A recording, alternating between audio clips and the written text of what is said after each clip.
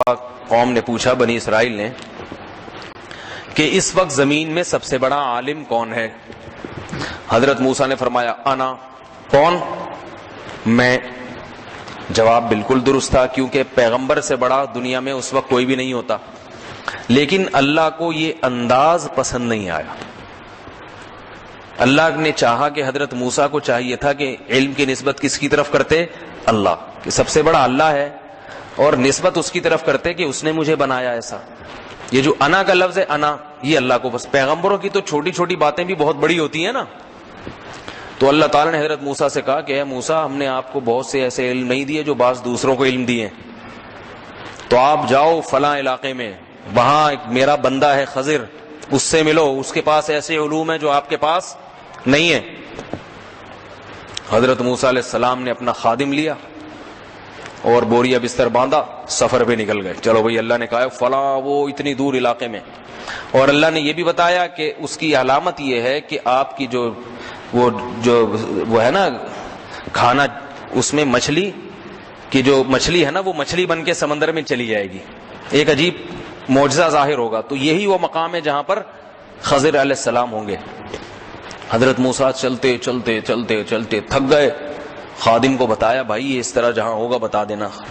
وہ مچھلی نکل کے گئی اندر، خادم بھول گیا، پھر آگے جا رہے ہیں تو مجمع البحرین، ایسی جگہ پر جہاں دو سمندر آپس میں ملتے ہیں۔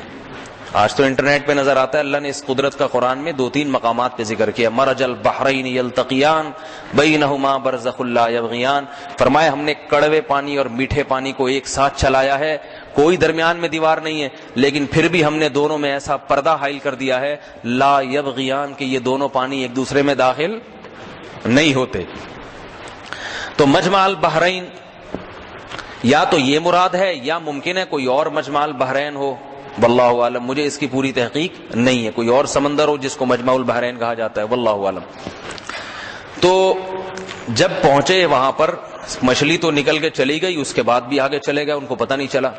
اس کے بعد حضرت موسیٰ علیہ السلام تھک کے چور ہو گئے اور اپنے خادم سے کہنے لگے آتنا غداءنا، لا بھائی صبح کا کھانا لیا۔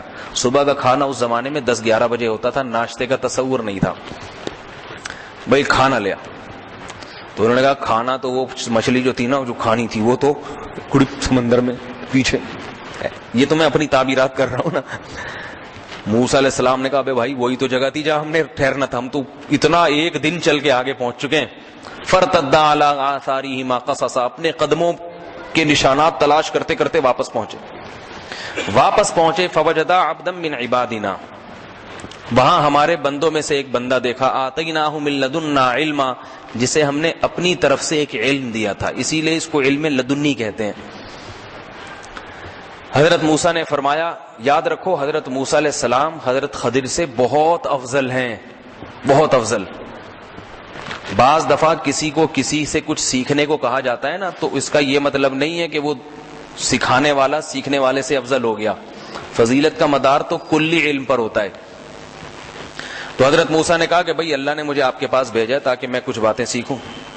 تو خضر، میں جلدی مختصر کرتا ہوں، اس کو سمیٹتا ہوں، ورنہ یہ ہے تو بڑا دلچسپ، دل چاہتا ہے بڑے مزے لے کے اس کو سنایا جائے، لیکن وقت بہت زیادہ ہو جائے گا۔ تو حضرت موسیٰ نے کہا کہ بھئی اللہ نے مجھے آپ کے پاس بھیجا ہے تاکہ میں آپ سے کچھ سیکھوں۔ خضر علیہ السلام نے فرمایا انک لن تستطیع معی الصبر، اے موسیٰ تم میرے پاس جو کچھ دیکھو گے اس پہ تم صبر نہیں کر سکتے۔ یہ کیوں فرمایا؟ اس لیے کہ حضرت موسیٰ تھے پیغمبر اور جلالی، پیغمبر برائی دیکھ کے برداشت نہیں کرتے، یہ پیغمبر کی خصلت ہے۔ اور حضرت خضر نے کچھ ایسے کام کرنے تھے جو بظاہر برائی تھے، وہ تو اللہ جانتے تھے نا کہ اس کے اندر کیا حکمت ہے، لیکن ظاہر صورت میں کیا تھے وہ برائی۔ تو اس لیے فرمایا کہ اے موسیٰ تم صبر نہیں کر سکتے۔ سمجھ رہے ہیں نا بات کو؟ تو حضرت موسیٰ نے فرمایا کہ ستجدنی انشاءاللہ صابرا، انشاءاللہ میں صبر کروں گا اور نافرمانی نہیں کروں گا۔ تو حضرت خضر نے فرمایا ٹھیک ہے، میں جو کچھ کروں دیکھتے جانا، اعتراض نہیں کرنا، یہاں تک کہ میں خود تمہیں آخر میں سب بتا دوں گا یہ کیوں کیا میں نے۔ فانطلقا، دونوں چلے ہیں جی، یہاں تک کہ رکبا فی السفینہ، کشتی میں بیٹھے، کشتی والے نے بڑا انعام کر کے دونوں کو بٹھایا, چلو جی تمہیں پار کرا دیتا ہوں. جیسے ہی کشتی پار ہونے کا وقت آیا, حضرت خضر نے کشتی کا پھٹا توڑ دیا, عیبدار بنا دیا کشتی کو.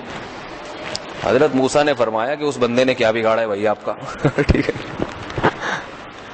اس بندے نے کیا بگاڑا ہے, آپ نے کشتی توڑ دی اس کی. تو حضرت خضر نے فرمایا الم اقل انک لن تستطیع معی صبرا, میں نے کہا نہیں تھا کہ آپ صبر نہیں کر سکتے. دیکھو یہاں صورتن تو یہ عیب ہے کہ بے صبری, لیکن یہ بے صبری دنیا کے لیے نہیں ہے بلکہ دین کے لیے. تو یہ صورتن بے صبری ہے, ورنہ حقیقت میں یہ حضرت موسیٰ کا کمال ہے کہ برائی دیکھ کے نہیں علی المنکر کا جذبہ ہے نا کہ بھئی یہ کیا, ایک مظلوم کے ساتھ ایسا کیوں ہو رہا ہے. تو فرمایا کہ اگر اللہ نے نہ بھیجا ہوتا نا تو حضرت موسیٰ اسی وقت حضرت موسیٰ ایسے جلالی تھے, ایک فرشتہ آیا حضرت موسیٰ کے پاس.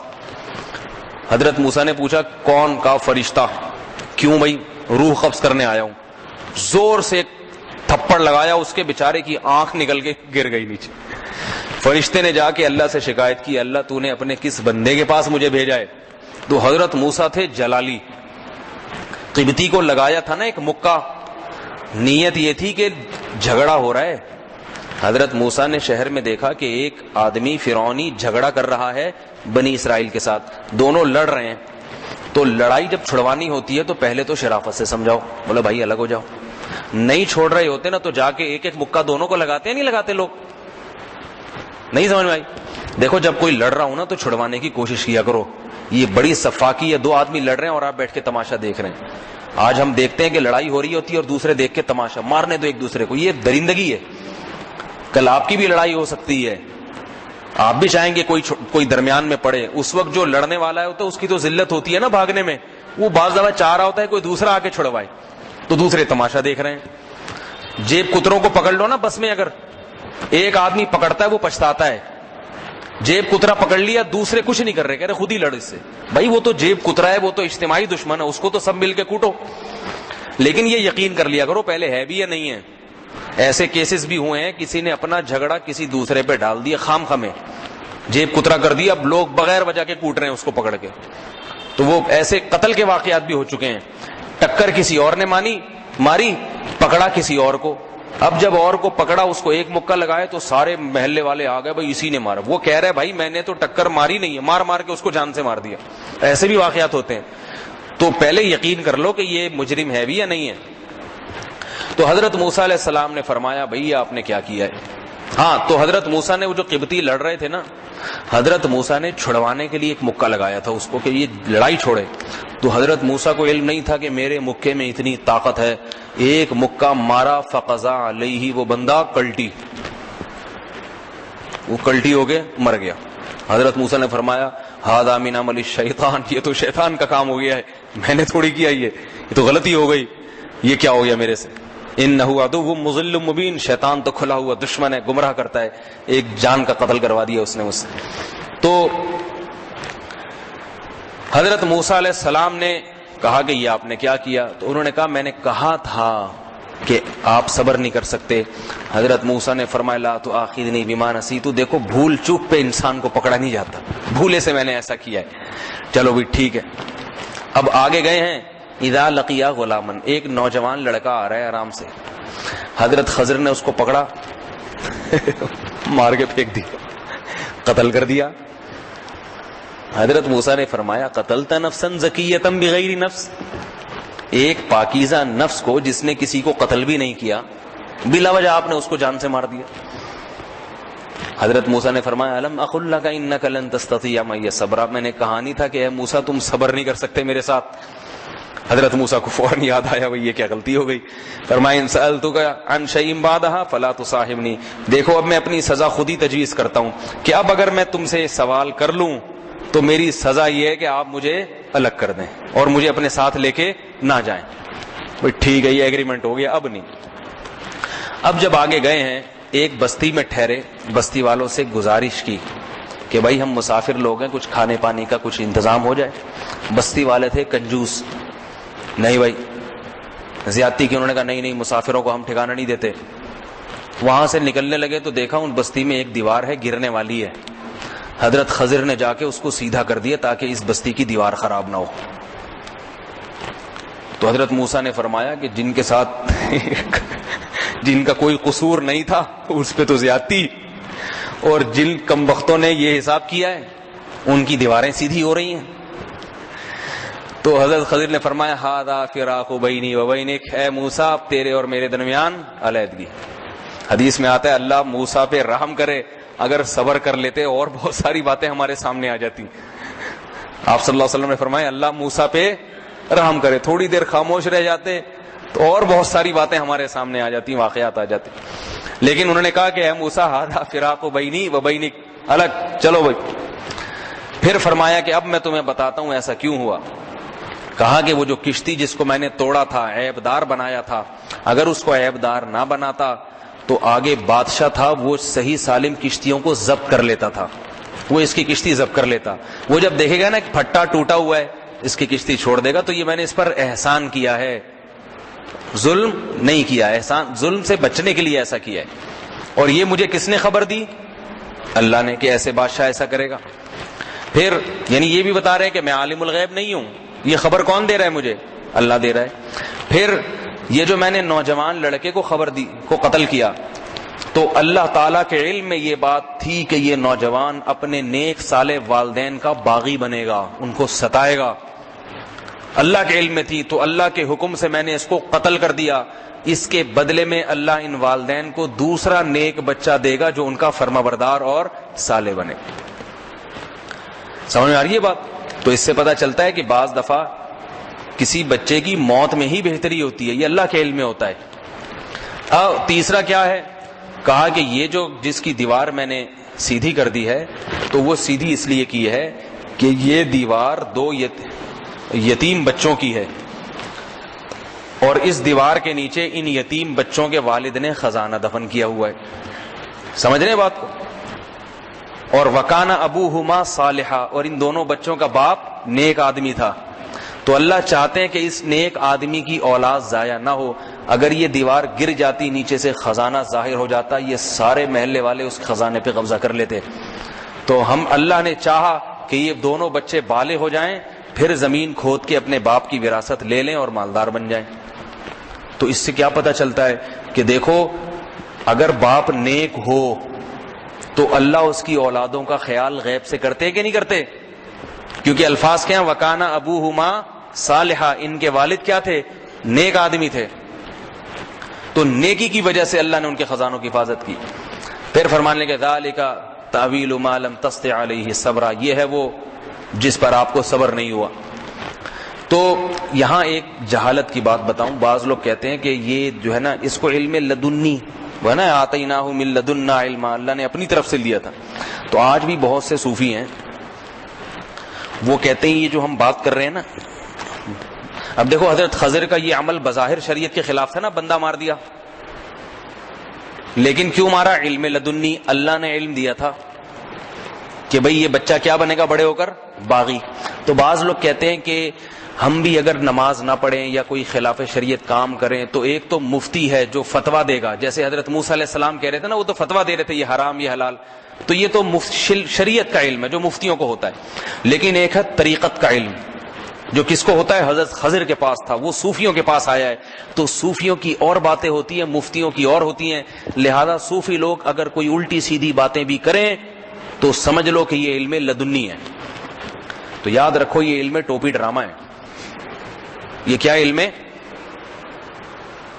سمجھ رہے ہو بات کو؟ کوئی صوفی شریعت کے خلاف بات کرے نا اور کہے کہ میں کیا کر رہا ہوں، یہ علم ہے، میں نماز نہیں پڑھ رہا، کیوں بھائی؟ لدنی ہے بھائی.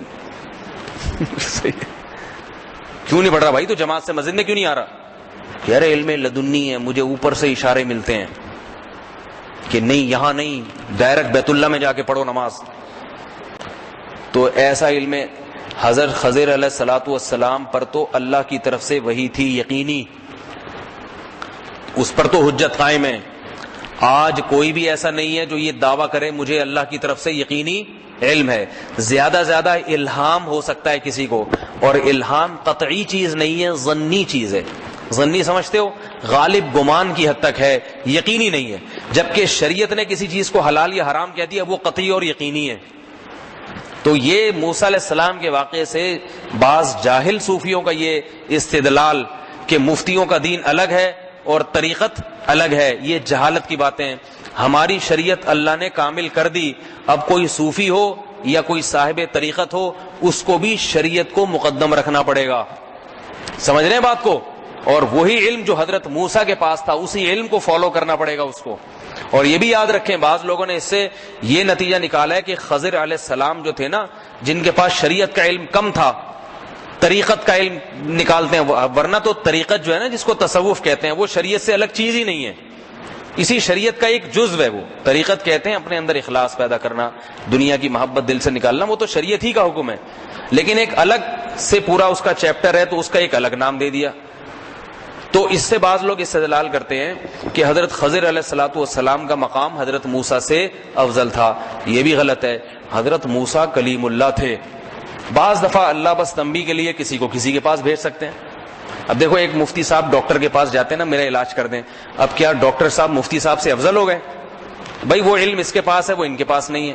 اور ایک ڈاکٹر کسی سائیکل والے کے، کسی پنچر والے کے پاس جاتا ہے، کہتا ہے کہ بھائی میری گاڑی کو پنچر لگا دو. پنچر والا کہا ہے میرے تو گھر پہ بڑے بڑے ڈاکٹر آتے ہیں، بڑے بڑے بریگیڈیئر کرنل یہاں کے گاڑیاں روکتے ہیں، جب تک میں ٹھیک نہ کروں آگے جا ہی نہیں سکتے، مجھے وزیر اعظم اگلا میں ہی ہوں گا. تو لوگ کہیں گے بھائی تو ٹھیک کیا کرتا ہے؟ پنچر لگاتا ہے نا، ہے بھائی. اور ڈاکٹر کس کے پنچر لگاتا ہے. تو کوئی کسی کا کسی جز میں محتاج ہو جائے تو اس کا مطلب یہ نہیں ہے کہ یہ اس سے افضل ہو گیا. ڈاکٹر کا مقام بہرحال ایک پنچر والے سے دنیا میں افضل ہے، آخرت میں تو سب برابر ہیں. آخرت میں تو وہ ہے جس میں تقوی ہے. یہ میں اس لیے کہہ رہا ہوں کہ زیادہ ڈاکٹر بھی پھیلنے کی کوشش نہ کریں، تکبر نہ ان میں. سمجھ آئی نا بات؟ ممکن ہے ایک پنچر والا جو بیچارہ رات کو لے کے سائیکلوں کے پنچر لگاتا ہے قیامت میں زیادہ اونچا مقام ہو، اور ڈاکٹر صاحب بیچارے جو ہے نا وہ پھنسے ہوئے ہوں. تو آخرت کا مدار تو کس پر ہے؟ تقوی پر. لیکن دنیا میں کس کو افضل سمجھا جاتا ہے؟ بھائی ڈاکٹر صاحب ہے، اگرچہ وہ اس کے محتاج ہوں. بعض دفعہ تو ڈاکٹر لوگ حکیموں کی دوائیں کھا رہے ہوتے ہیں. ایک سرجن کو میں نے دیکھا، کیپٹن تھے آرمی میں، بہت بڑے ڈاکٹر. ان کے پاس ایک آدمی گیا، اس نے کہا مجھے دل کا مرض ہے. اس نے ہومیوپیتھک دوا لکھی سرجن نے.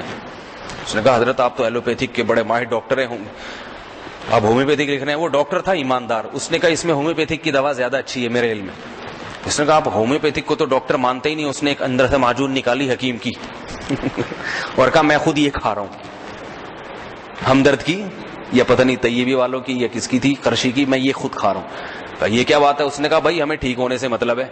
بعض دوائیں حکیموں کی بڑی اچھی ہیں، وہ ٹھا کر کے لگتی ہیں جا کے، بعض ہومیوپیتھک کی اچھی ہیں، بعض ایلوپیتھک کی اچھی ہیں. جو اچھی لگے ہم تو وہ کھاتے بھی ہیں، کھلاتے بھی ہیں لوگ. لیکن آج کل ایسا حساب کتاب ہوتا نہیں ہے. حکیم کے پاس جاؤ کہتے ہیں ڈاکٹر اور ہومیوپیتھک سارے فراڈی ہیں، انہیں کچھ آتا ہی نہیں ہے. ڈاکٹر کے پاس جاؤ وہ ہومیوپیتھک کا مذاق اڑائے گا اور حکیموں کا بولے گا یہ تو بیوقوف ہے، لوگوں کو بیوقوف بنا رہے ہیں، اصل تو یہ ہے. اور ہومیوپیتھک کے پاس جاؤ تو وہ ایلوپیتھک کا ایسا نقشہ کھینچتے ہیں، کہتے ہیں یہ تو بیمار کرنے کے علاوہ کچھ کرتے ہی نہیں آدمی کو. تو یہ سب ایک دوسرے کے ہیں. تو ہونا یہ چاہیے کہ بھائی جس میں جو چیز مفید ہے وہ لے لو وہاں سے. کیا خیال ہے؟ تو خیر، تو اللہ تعالیٰ نے حضرت موسیٰ علیہ السلام کو زیادہ اونچا مقام دیا.